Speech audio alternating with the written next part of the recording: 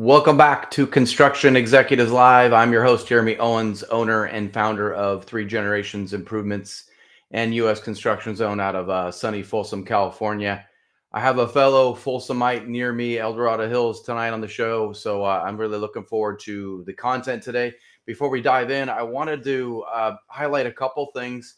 I put in the comments of the LinkedIn show two posts. One post is a post regarding some efforts that we're trying to help a friend that was affected by Hurricane Helene.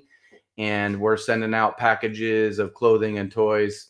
So if you're feeling led and you want to join me in that effort, if you want to grab your team and have them help you do that, please take a look at that post. The address is there as well. If you have any questions, feel free to reach out to me. I have another friend who has family in Asheville. He spun up a website real quick, and we have a way to directly donate to the folks in that community.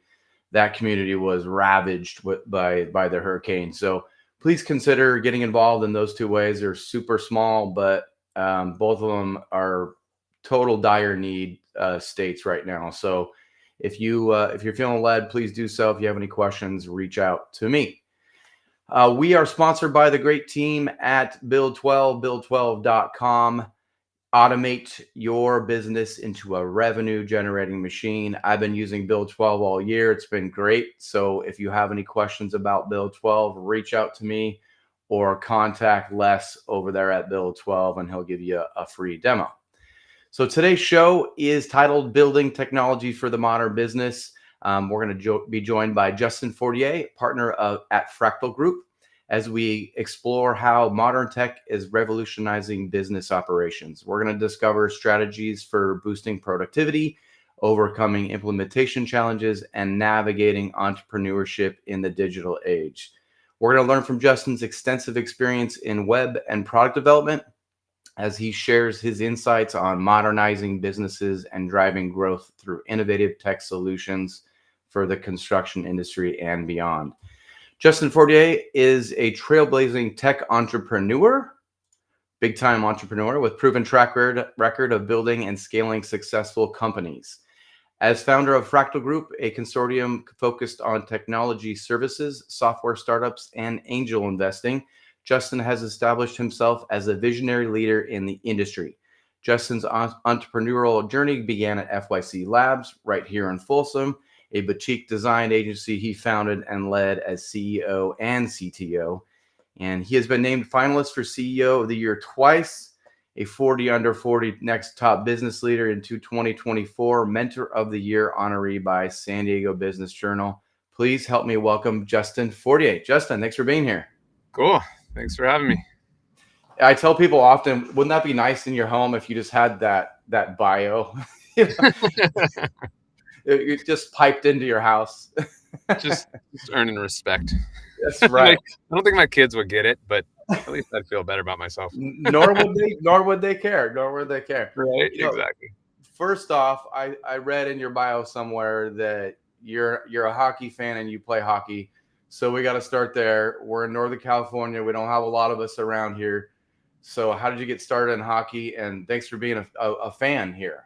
Yeah, of course. I grew up in South Lake Tahoe, California. So from the mountains, grew up skiing, a little bit of ice hockey up there, played a little bit of college, and then just beer league hockey, rec hockey, hanging out with friends. Yeah. For me, it's actually been an amazing part of my entrepreneurial journey because I happened to join a team that a bunch of guys on the team were all small business owners. So we commiserate over beers after the game and give each other advice. And I kind of had that free consulting group that would help me through my early days when I was first learning to start my business.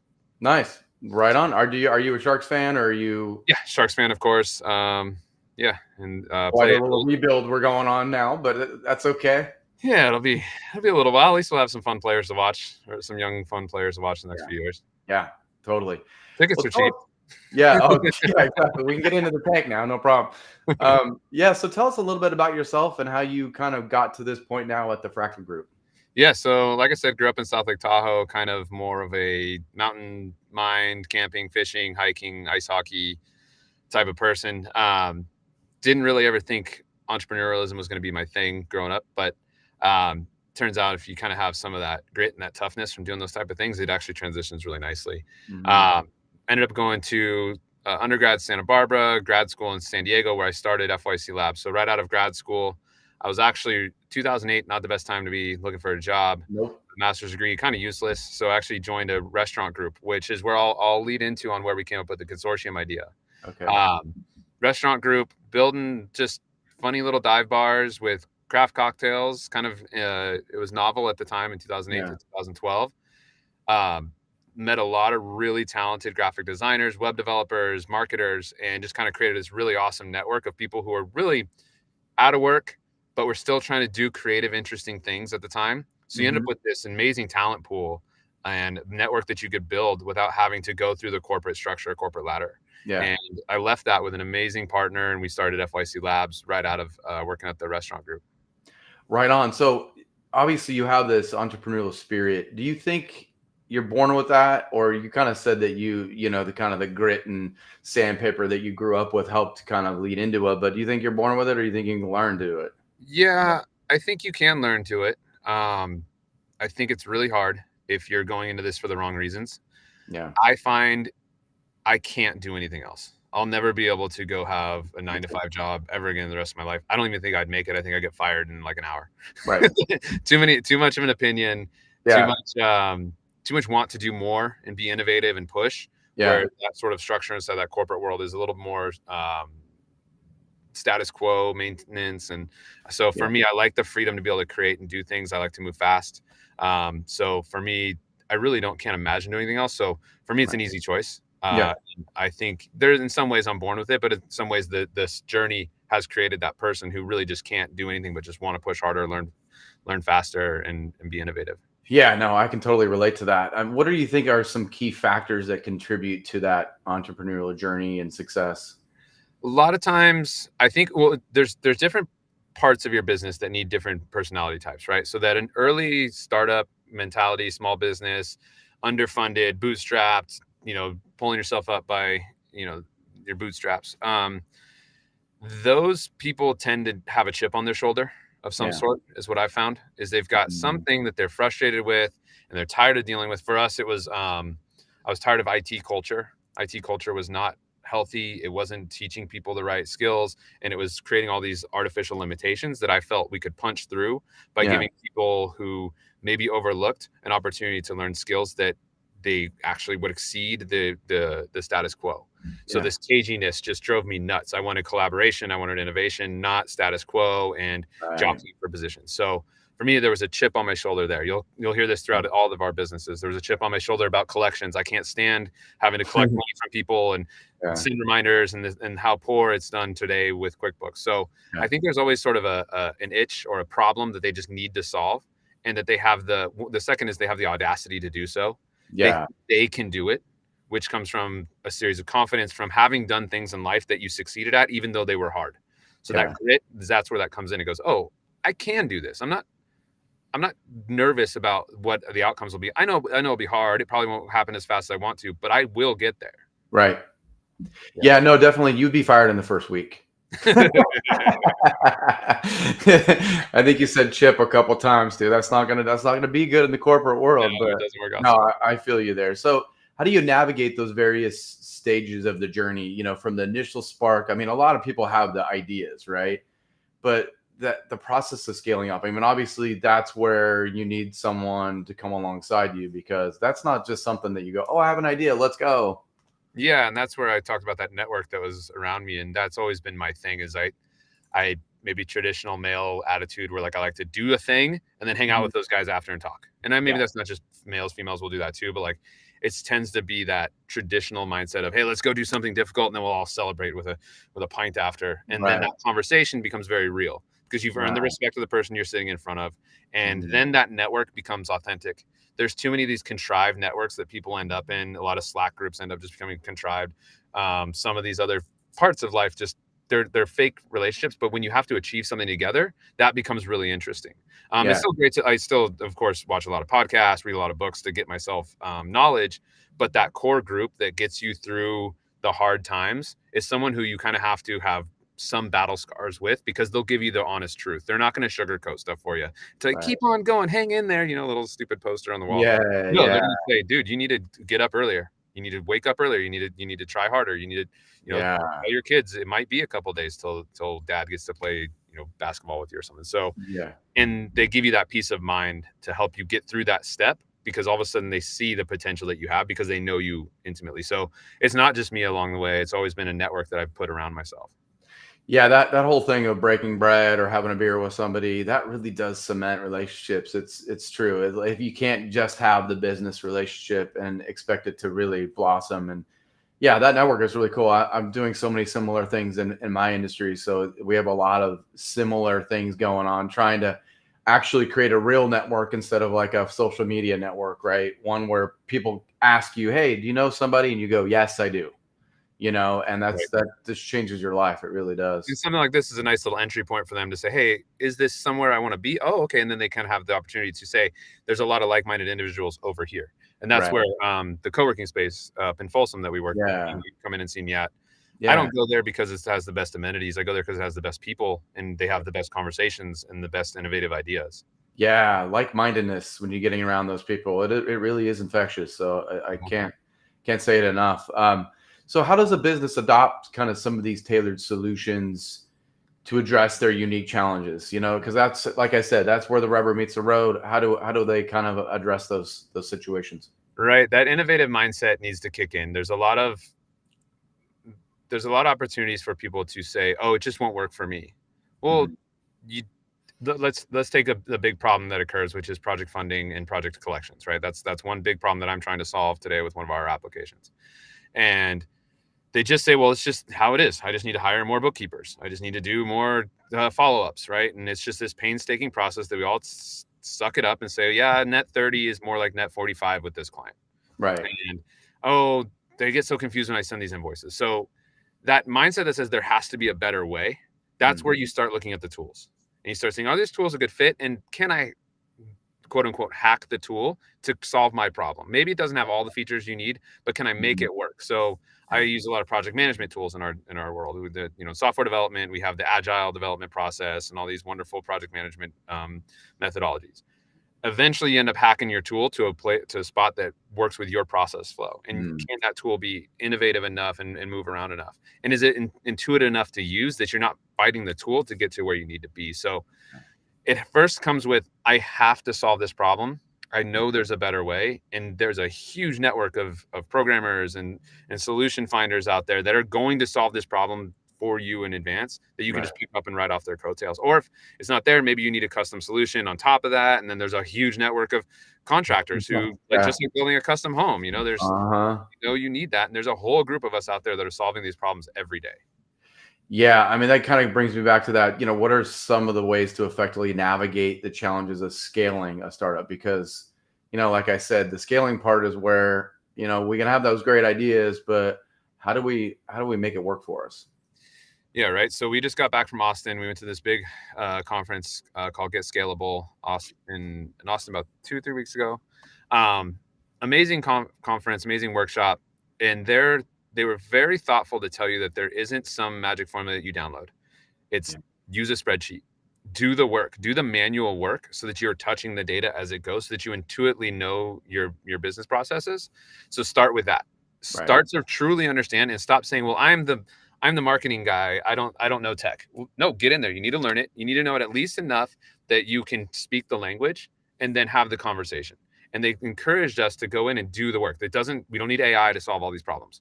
A simple Mhm. spreadsheet solves a lot of these problems and gives you, and yeah, there's an extra 15 minutes a week, but that 15 minutes a week is you getting to know your business and knowing how to scale it intuitively. It's not just some book you read. It's something that says, when I'm in this gut decision or this major decision that I need to make in a split second, I know everything about my business and I know what's going to be right for me.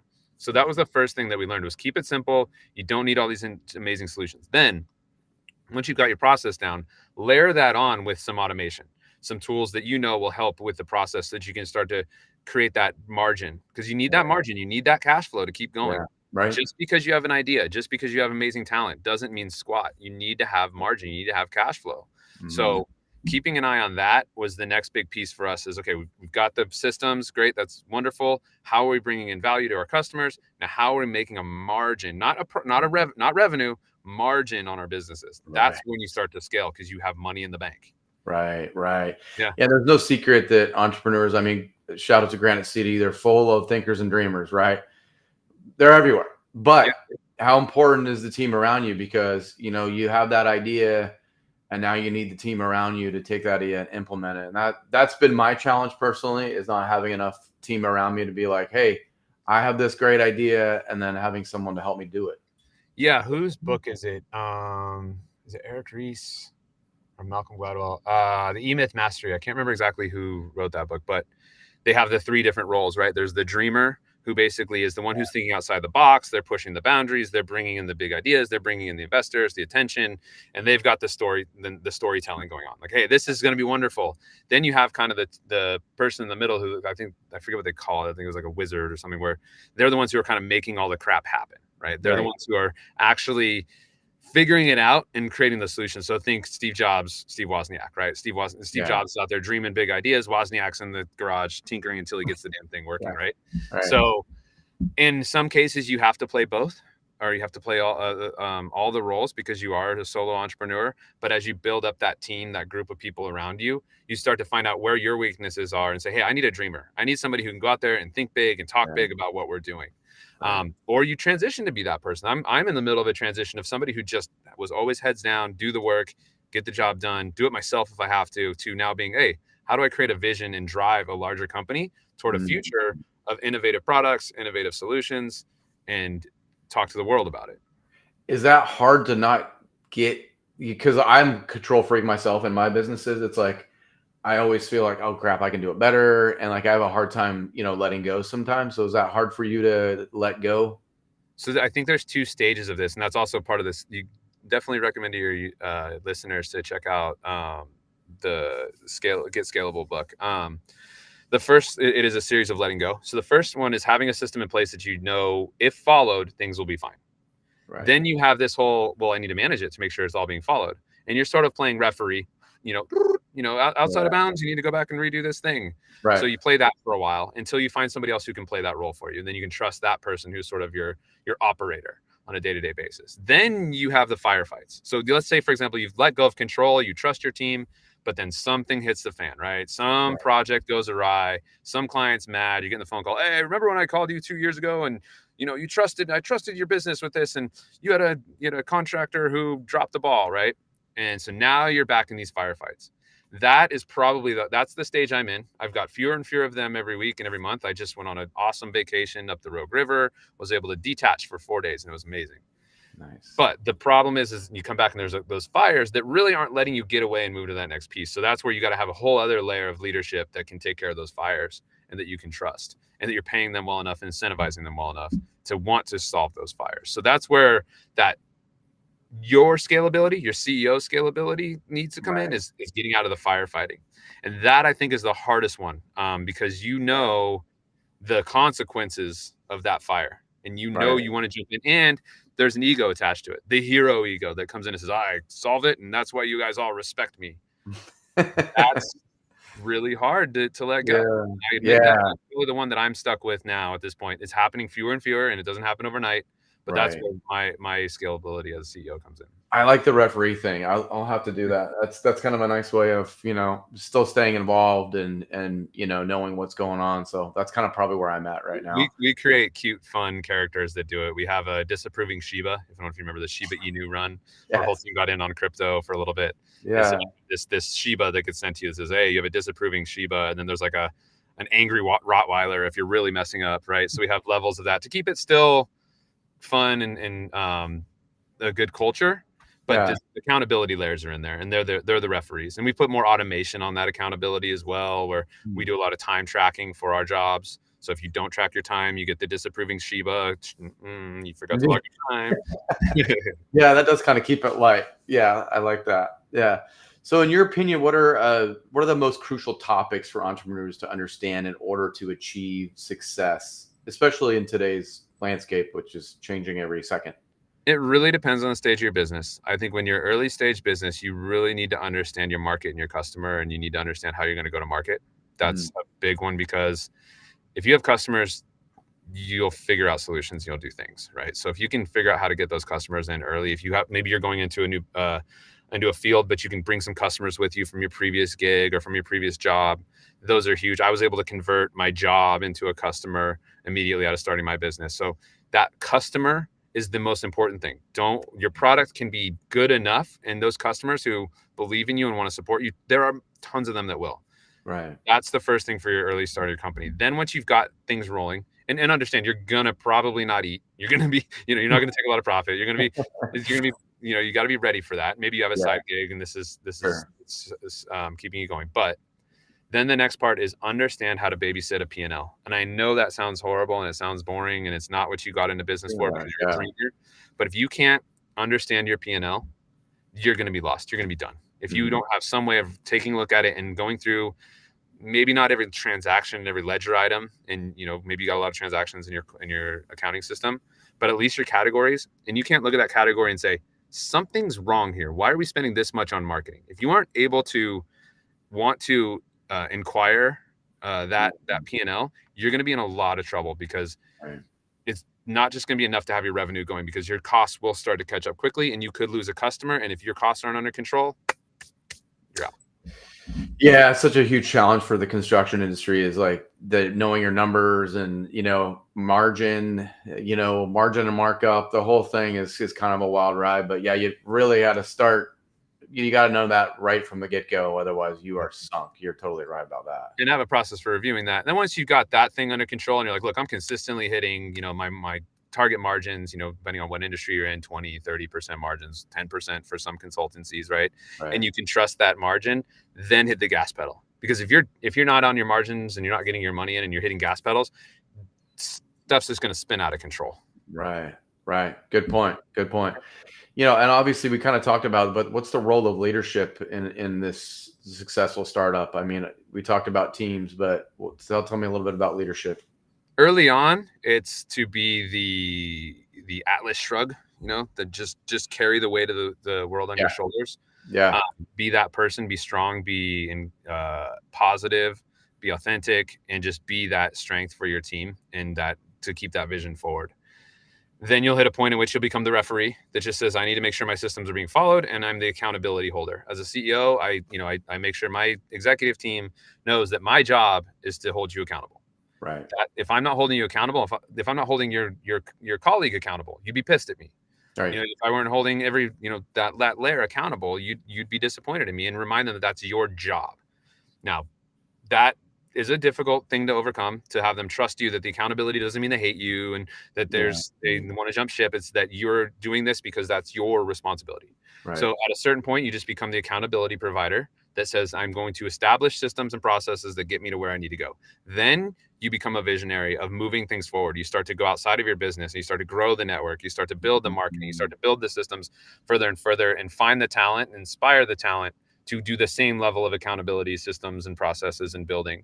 So it's sort of like having kids, the early part, you're changing diapers and you're doing all the dirty work. And then you start to detach from your kids a little bit more once they have some trust. And then you kind of have to let them go, knowing that you put what you could into them, because you know you can be there everywhere, and you don't want to be a helicopter parent. You don't want to ruin their whole life that way. So it's a very similar analogy for me in how I've approached the business.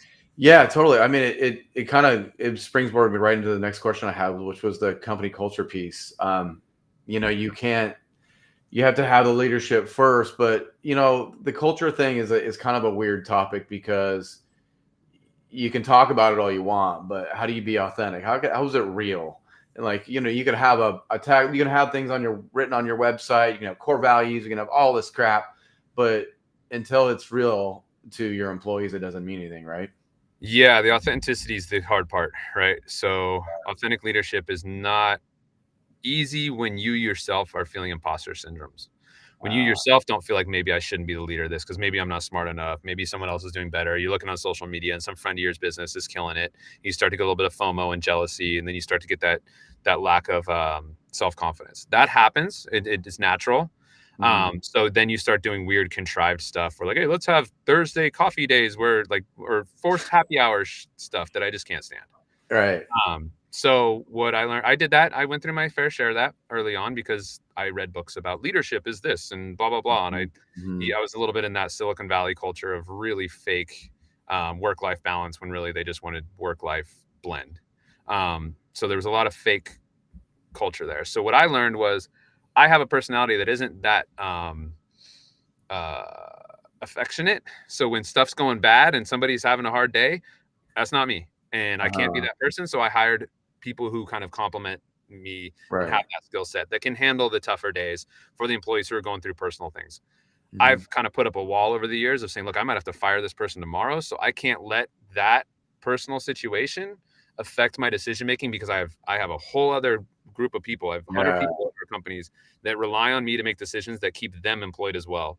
So I had to put up a wall that made myself a little more tough and a little less approachable. But I know the culture needed that. So I put someone in place who has a much more approachable personality, who will talk through people with that and will work through that. So that's where the being authentic to yourself and then getting rid of all the BS that you've read in books about, mindful Wednesdays or mindful Mondays, all that stuff just goes for me.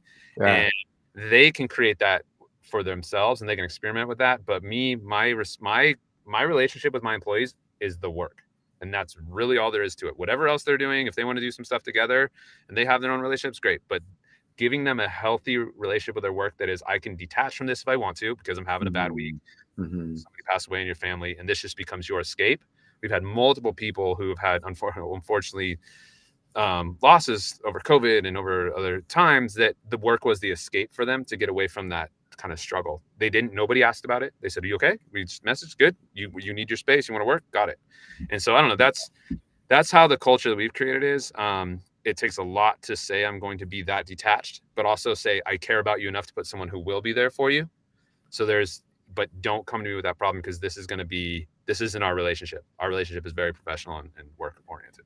Yeah, I mean, how do you go about finding that, like who you are and who, do you do a lot of assessments, personality assessments and things like that? Because, I'm, obviously a lot of males can kind of relate to not always being sensitive and, empathetic at times. So, kind of more driven and head down and things like that. So how do you go about finding those people to complement you?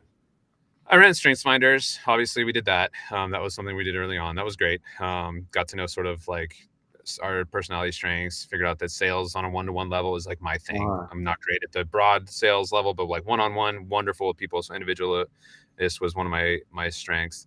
So we did a little bit of that, and then I went with people who I'd worked with in the past. I just knew them, and I knew they would work well with me, and I knew they complimented me. So I got lucky enough, and just having that broad network, because interviewing for that is really tough. Because you don't know how much of that is contrived from the beginning. I'm not a human lie detector. I can't tell when someone's BSing me that well. So I also put this other person there because they have a great sense of when someone's they have amazing emotional intelligence. So I put my COO in that position. That guy, I just happen to have worked with him. So it's just one of those things where you got to spend time with people, network, and just be out there. So it's kind of that. It's that.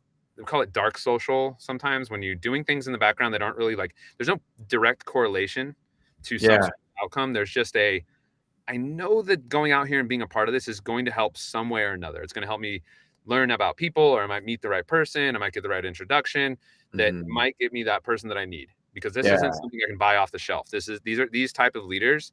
They don't go on Indeed looking for a job. They're sought after. Or headhunted. Correct. Yes.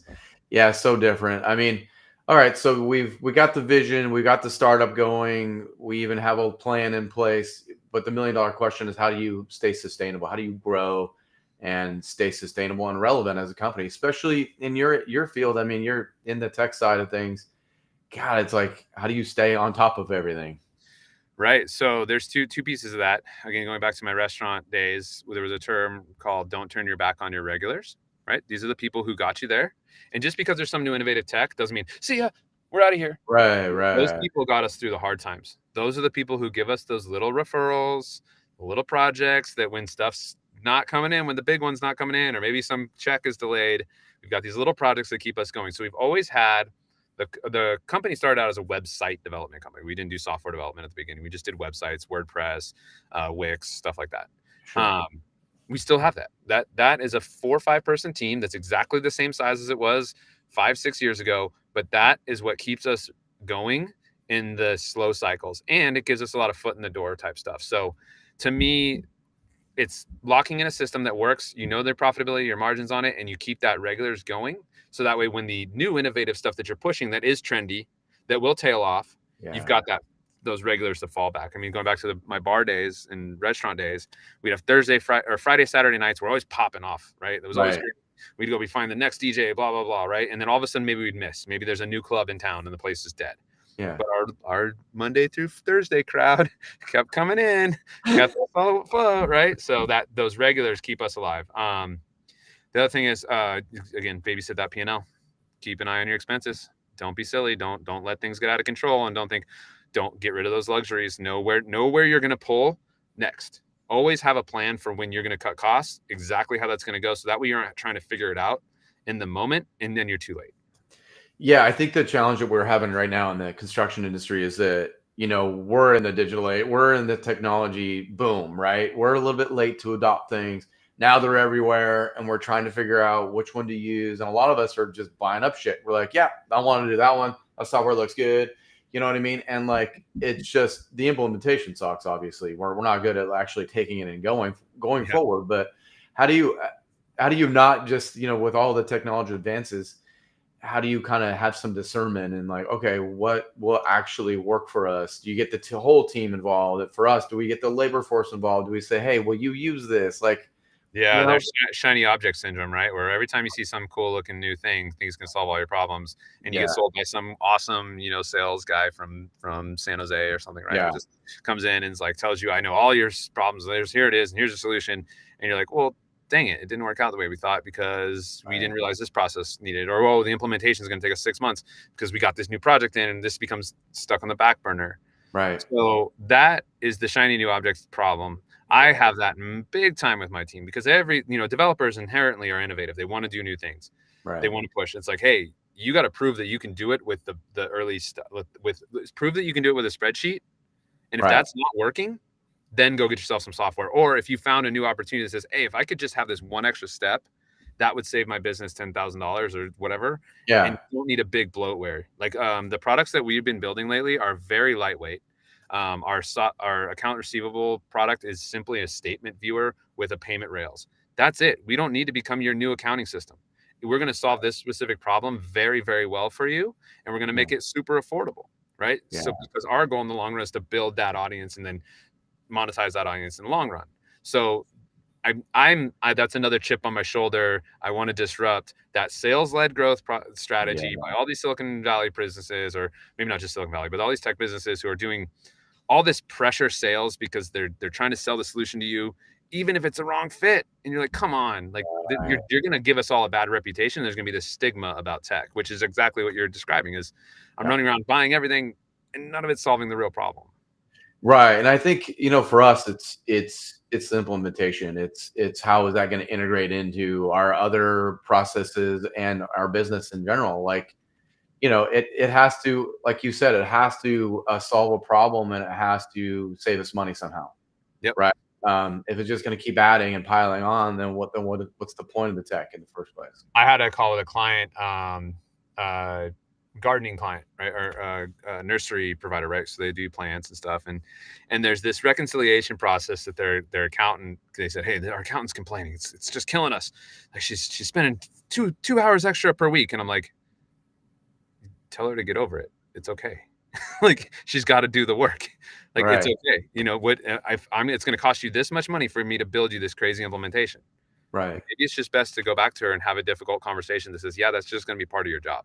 Right. So that is it really going to save me money, because the alternative to do an integration is big. So I think there's an opportunity in the space to become a construction technology consultant. I think there's some opportunities for folks who maybe like yourself, who are kind of forward thinking, could find those individuals and say, hey, let this person come in and give you the right solution. Let them package up your tech stack because they get it and they can speak the language and they can run the integrations and keep your costs down. I think there's a cool little opportunity in your space right now for that. Yeah, no, I think you're totally right, because we definitely have the shiny object syndrome, but also we don't have the skills to implement effectively. So even if it could work for us, they're not providing the team enough to come around side us and say, all right, let's get you guys through this beginning phase. Yeah. Because the beginning phase is obviously the hardest part, right? Like, you don't know how to use it. You're using 5% of it. The other 95 could really help you, but it's just like they're gone because they sold it to you already. And Yep. so that's kind of where we're at as an industry. We're just kind of like, crap, now we're all just kind of going, what do we use again? I also see in the home builder and we work with some HOAs and small home builders. There's this tendency to just grab nephew because nephew's young and we assume that they know technology. That doesn't mean they know the business process. Yeah, maybe they know what to click and where to go, but that doesn't mean they understand the business process and what to build. So there's a little bit of a danger in just assuming the young folk can do these integrations. It's funny. I watch it too many times. Like, oh, my nephew runs this, and I meet the nephew. Nephew's like, I've never even had a job before. Like, oh God, just because you know how to use an iPad doesn't mean you're a technology. So funny, but so true. I've actually heard that exact story before. Yeah. So I guess what kind of inspired you to focus on this technology implementation, and now with AI, coming into the fold, does that change the way you strategize and move your businesses forward? So I guess it kind of goes back to what are we actually doing? So Fractal Group is a consortium of businesses that I took it from that restaurant industry mindset. Was we don't have to create some umbrella company with all this like bureaucracy. Instead, let's Sure. spin up different businesses, LLCs, and let's have this sort of agreed upon. There's nothing legal in writing, but there's this agreed upon community that says, hey, we're going to support each other. And it's a few business owners, friends of mine, who are all part of this, and we'll give each other discounted services. We'll use similar systems so that way someone can transition. For example, we have one of our portfolio companies is like, hey, look, we're going to be letting go of our engineer. Do you have a place for her to come back to? I'm like, absolutely. You guys are all using the same system. She'll integrate like that. So I don't have to worry about, getting someone up to speed. So there's a talent pool sharing as well in this group. So that was the main impetus of why we created Fractal Group. And that came from the restaurant side where a bartender could work at one place. That was the same POS system, same menu item names, same structure. So then, and similar enough uniforms that they could just cut from one to the other. But it wasn't this nasty corporate top down so that you didn't have entrepreneurialism at each of the individual sites, right? It still creates that entrepreneurial vibe, still creates that energy, that excitement at each of these individual businesses. So that was the big inspiration for it, was to be able to create a community of products because we are obsessed with solving problems. Like I said, the chip lands on the shoulder and I got to solve it. Right. So we need to be doing that and then creating more businesses that do that. It's not enough to just do that as an agency. Because I want to think more broad across industries and solving problems in a bigger way than just, hey, I just solved my client's problem. No, I want to solve this for the industry. So that's the big inspiration for the group that we created. And I'm excited about it because it's really working. Yeah. So how do you find complementary pieces of all of the, or do you actually have some that do the same or similar things? No, definitely don't have any competitors to one another, but they are complementary. So we stay around fintech and project funding. So again, the big one's the account receivable platform that helps, construction companies would do great with this, with bringing in the their accounts receivable through this platform, help small businesses. And then we have a startup product for getting investment in. So it's all kind of getting that cash flow because that's the pain point that really is most visceral to me. And that's around one vertical that we have is fintech and accounting systems. The other one is my partner who I'm working on this with is cybersecurity. And that's just because he has a passion for it. We've got another partner in the group and we've got a vertical of 3 or 4 products inside of cybersecurity. So we do stay in our lane, so to speak, and we do stay in tech, but I like to stay in tech, small business solutions and startups. He's got more of a cybersecurity enterprise. So there is tons of complementary. Like we've cross-sold several of our products between the businesses. That really is an exciting business model. Like where do you see that going? Is that going to, obviously as you transition to like more of this thinker, leader, visionary person, is that going to be more of your time in developing that model? Yeah, I really enjoy building the system out for each one of these. And then Yeah. if I can create a system that works generally, maybe there's like an 80, look again back to the integrations where it's not quite exactly, but we can hack it to a way that it works for each of the businesses, Right. and then integrate them and see them through. That is to me the most fulfilling part of my job, is to go build those systems out and then have conversations with other people about that and get them excited to get them part of our group and just grow that community, which will inevitably get more referrals, because I think that's the best way to grow at this stage that we're at. Yeah, at some point we'll have mass marketing, advertising type, uh, uh, approach. But right now, just that community and talking about how exciting this is why I'm doing it. That's really cool. I mean, yeah, it's such a great model. I mean, I've always been a big networker, so essentially creating that network of folks with you guys. I mean, it like you said earlier, like you can't go back to a job. No, And once you have this spirit about you, but also once you have a network like this, you also don't need a job. yep. You know what I mean? Because now you have like a real network of people who will support you. Something wild happens to you or your businesses, no worries. I got all of these guys right here that know who I am and are ready to say, let's go. So, I mean, it makes you kind of feel different about your career, right? The conversations are so much more interesting too, right? We're talking about systems and philosophy, not how do I not lose my job, right? I never want to be in that mindset ever. Right, I want to think. I mean, I didn't go to school and push my brain hard to right, to sit around and move widgets left and right? Just so I didn't right. lose the job. I want to push. I want to be challenged. Yeah, no doubt. So, and you're early on in your process, did you seek out a mentor? Did you have one, find one, and kind of describe us through that process? Because obviously, as an entrepreneur, you're going to need one at some point. So I had first a great mentor at the restaurant group, who I basically told him. I walked in the office one day and I said, "Look, I want to start my own business someday. Can I just work some extra hours and shadow you and learn?" And of course, like anybody who says that immediately goes, "Oh, absolutely, get here, come over here, learn this, learn this, learn that." I Yeah, mean, that was a yeah, great mentor, and he taught me a lot. Taught me how, when we had some inheritance money come into my wife's and her family, what do we do with that? First thing I did, we're not touching money. I'm going to talk to these mentors. That's just always been my approach, is go talk to the people who I know have done this before and what did they have to say. Then I yeah. had that hockey team that I talked about where I'd have the beers after. So they were all ad hoc mentors. There was never a professional approach or Sure. like a outreach for the mentor until I got into growing enterprise sales on a SaaS product that I was working on. Hmm. Then I went to UC San Diego, had a program called Connect, and we had a roundtable of CEOs who were sort of more formally put together, and I was able to work with that group in a more like or intentional fashion. And Yeah, then as that moved on, I moved back up here to Northern California, and we had the Granite City CEO roundtable, which you've come in and hung out with us yeah, on, and yeah. that was my group for a while. Right now, I'm actually struggling to find a new group. I feel like I've just been out there running around. I guess some of what we're doing with Fractal, I've been traveling around with angel investors, which is a whole new journey for me.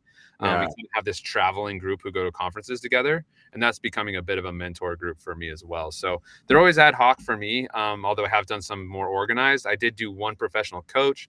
It wasn't the right fit for me. Yeah. It just felt like, for me, it was too inauthentic. Yeah. It was too to run along. So I've always liked them more ad hoc. Yeah. Right on. I mean, yeah, just in my journey too, I felt the same way. Like it feels better when it's authentic, but at the same time, reach out when you need it. Yep. It's such a journey, and with us, like I said, with AI and with everything that's going on around us, it's hard to stay on top of technology and what it can do for your business. So if you don't have someone that's there that can help you, especially in construction, where if you put your head down, 1 year goes by and you're like, oh shit, what happened? Well, chat GPT, what? Like, so Yeah. like it can be kind of wild. So what would be your advice for, for our industry in like, hey, how do you kind of measure what technology will work well for you? Like, what's a good starting point? I like having friends who are tinkerers. So I'm not that much of a tinkerer, which is funny because I'm innovative in approach to systems. I'll innovate. I'll tinker with a spreadsheet. I'll tinker with business systems, but I don't tinker with new tech all that often. But I have some friends who do, Yeah. and then I just have lunch with them. Yeah. And I understand the product, I understand what they're trying to solve. They'll tell me a few features about it. Then I'll go tinker with it for 15 minutes and I'll get what it does pretty quickly. And I'll say, okay, this is a good fit for this particular business process. Right. They tinker just to tinker. They hear about something new on TechCrunch and they're looking at it. So there's people who are out there who are just experimenters and they play with every tool, this, shiny object. I let them do that first. Then they distill down when I explain a problem that I'm having. They tend to have a solution for me or some app that does a thing. So then I'll go Right. investigate the app because you're like you said, there's too many to looking at. So again, that comes back Yeah. to having that network, having that trusted individual who just happens to tinker with a lot of different stuff.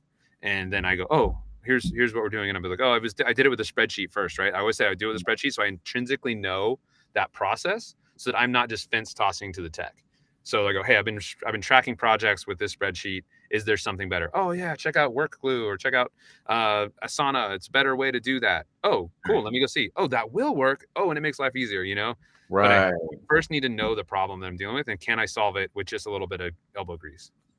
Yeah, and so back to the spreadsheet. I mean, obviously knowing if it will pay for itself, and then going back to that P&L and going like, all right, here's proof Yep. that we added more to this line, but look what happened to this line. So like that's the hard part is like it does take some time to measure those results, but if you don't measure them, then you're never going to know, right? Right. And that's it. GPT sits in that bucket of like tinker with it, and then see if you want to invest in a lot of these. Well, and most of these apps out here they're AI driven, they're just wrappers for GPT. So see if maybe just having conversations with Chat GPT solves this problem, right? Like maybe you Right. don't need this fancy wrapper that costs you $100 a month per user, ends up adding $10,000 to your bottom line, and there goes your margins, right? Maybe you can just work with GPT yourself first to understand the problem, and you go, okay, this is getting to a point where that extra 5% that the app adds is worth it, but that first 95% might just be solved with just chatting with GPT. Yeah, interesting. So tell me a little bit about what's new with FYC. You mentioned the payments platform, but talk a little bit about like what's exciting you there now. So FYC Labs, the agency, is growing. We're doing client work. That's our main thing. So we've spun off the accounting platform and everything like that sits inside of a group called Fractal. And then Okay. FYC is the primary service and technology service provider there. The Okay. company is doing great. It's growing at a very healthy pace and a very healthy P&L. So again, that's where the And you're mindset. Yes, checking. we have systems for a really simple, and I could pull from I could pull from QuickBooks and I could automate it every day if I wanted to. I'm definitely capable of doing that. But I make our COO copy and paste the data directly out of the QuickBooks, paste it in, take a screenshot and share it with the team because I Mhm. want him to touch those numbers at least a little bit and look at Yeah. them and say, whoa, we have an anomaly. What the hell is this $5,000 expense that we had when we only had $100 budget, right? I Right. want that. So for me, that's what's going on at FYC is solving those problems from a systems perspective, building up our quality control. With all these amazing AI tools, it's actually been great for developers to do quality control on their code to make sure Yeah. things are named logically, that stuff's commented, that the code reviews are going through AI. That's been a really fun thing for us as developers. I don't think AI is taking our job in the next 5 to 10 years. There's a lot of logic that AI can't quite solve. There's a lot of legacy technology that needs support. But what it can do is it can accelerate our speed and increase the quality of our code and decrease the bugs and issues that happen out there. So we've been really pushing on AI for that reason. A couple new tools that we've added. Um, yeah, but we are focused right now on growing our fintech, insurtech, business portfolio. So just building more products around moving money and solving business problems has Yeah. been really good for us because that's just what we've gotten really good at. Yeah, I mean, if you had a crystal ball, I mean, you kind of mentioned it with AI, not attacking your job right now, but obviously your industry is the one where there's a little bit more uncertainty, right? Which ones is going to retake, replace? Obviously, for me, it's not about. I'm not scared about it taking jobs because it's going to create new ones, right? Are you kind of on that fence? Um, I'm aware of it, and I'm making sure that we have other business models and other systems that are kind of again creating those checks and balances, and those backstops. So I'm aware of it. I do think that it will bring down the price of developers over time and the price of developing a product. But I think that the demand of products will continue to go up. So I think there will be some like what we would expect a product to do, a digital product to do, is going to go way up Yeah. compared to what we have today. So when we expect them to be delivered faster and we expect to pay less for them. So there's going to be more engineers. Like I think kind of create a homeostasis. But I do think in general, the engineering industry, the software engineering industry will take a hit. I'm not naive to think that it's going to be one of those things that survives this with no, and it'll increase. I think there's always going to be plenty of legacy work. We're focusing a lot on cloud migrations from, a lot of stuff coming still. There are still on-prem servers that need to be in the cloud, and cloud that needs to be transferred from one platform to the other. So that's not going to be able to be done by AI. That's very intricate work. So we're kind of creating defensible pieces there. In 5 years, it's pretty incredible what we've done in the last 5 years, right? COVID, I think, threw a whole new just willingness to try new stuff and just do things differently. So it's been really interesting. And then with everything that Elon does on a daily basis, just continues to try to push the boundaries. Robotics. I mean, I don't think robots are going to be building homes anytime soon, but that's something that could they're doing them in a factory now and ship them out. So it's happening. It's just, on the wall stuff. We feel pretty confident that we're not going to be replaced with a robot on the wall, but in factories, prefab, that type of stuff is definitely the wave. And that's been going on for a long time. Machines have been building parts for a long time. But so the skill set will change. It's going to be machine mechanics and repairs and dealing with all the things that go wrong because of humidity and temperature that happen to be in the room at the wrong time, and somebody forgot to wear the beard guard in a silicon wafer, right? Stuff's gonna go wrong, and that's where I think we're all going to be in here just fixing these issues. So I think we will transition. I'm not so naive. I think there'll be an impact. I think it's within the 5 to 10 year range. At that time, I'm hoping we're all smart enough and we're all getting enough information. We'll pivot. Humans will pivot. We'll do a thing. Yeah, it's just funny when you say like how much more it will do for you. Like you just kind of wonder what that is. You go to a website and now you're able to do everything right there. It's like you're not. That's the part that I can't wrap my brain around. Technology and how easy it's gonna make it. But also it's a little scary too. Like if it gets too far. I wonder if there'll ever be a software engineer union. That's always been reserved for different industries. I wonder if I know that's definitely happening in other industries right now. So I wonder if that'll occur. I don't think so though. I think we're too innovative and too disposable. Well, Justin, I really appreciate you being here. Very insightful. How do people get a hold of you if they want to kind of get in touch with you or learn more about your products and services? Yes. So the big group is fractalgroup.io. You can check it out. There'll be links to all of our individual businesses there. Check me out on LinkedIn. I don't know if you have an opportunity to share the link for that later. Yeah, I'll do that. Cool. That's a great place. I do check that, and I keep regular updates going on LinkedIn very often, at least 2-3 times a day, or 2-3 times a week, I should say.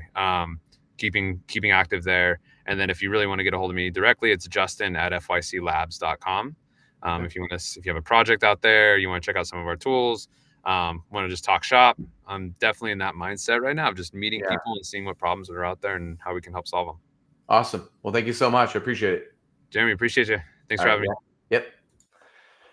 Thanks again for joining us for Construction Executives Live. Another great episode.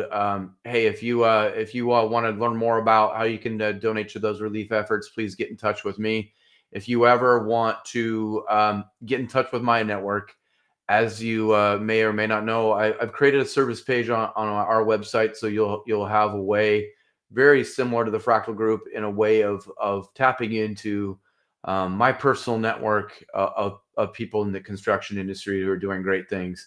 It's been very humbling for me to not only go on this entrepreneurial journey, very similar to Justin's, but it's been the most pleasure for me is just meeting the great people and learning from them and knowing that I have a network that will support me if the shit hit the fan for me. So that's been the biggest blessing for me is having that real robust network. I also have a group on LinkedIn too. If you're interested in joining a LinkedIn group, I created one for the construction industry called Construction and Remodeling Management Network.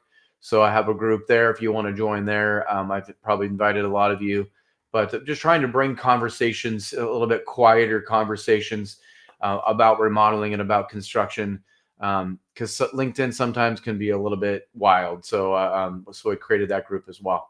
But if you ever have any needs and want to get in touch with me, Jeremy at US Construction Zone.